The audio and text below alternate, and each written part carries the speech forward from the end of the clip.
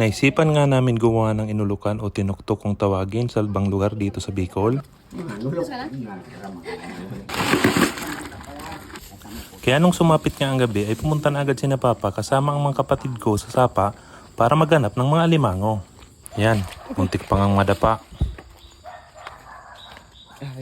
May nadaanan pa nga sila dito ang isang tumpok ng niyog pero di naman sa amin yan. Simula na nga ang paghahanap.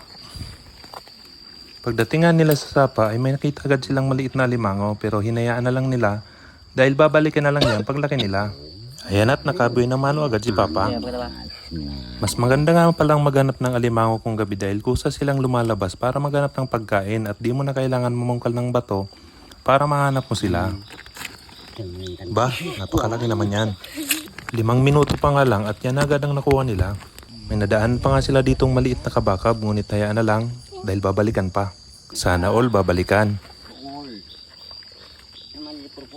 Ayan nga nakakuha pa yung kapatid ko ng malaki. Sarigan. Sarap naman yan. Sheesh. Grabe pati. Yung kapatid ko ng babae ay hindi naman marunong manguha ng alimango. Kaya yan, nanguha na lang siya ng tabagwang. May nahanap nga dyan ulit silang maliit na alimango kaya yan, binitawan na ulit ng kapatid ko kasi sayang naman, lalaki pa yan.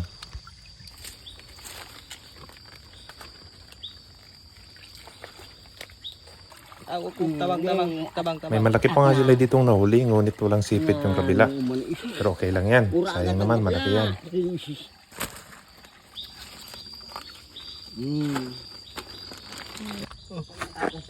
Yan, ilang beses na nga nakagat ang kapatid ko.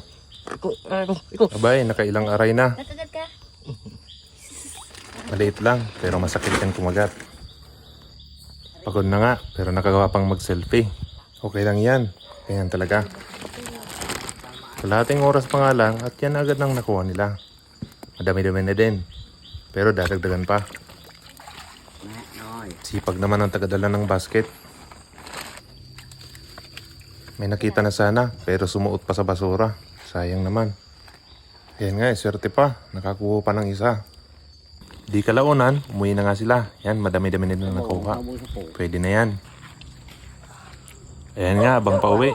Ipinag-selfie ang aming poging tatay. Ayos. Ayan, nagutom si Father kaka panganap ng ulop. Hanggang dito na muna. See you sa next video.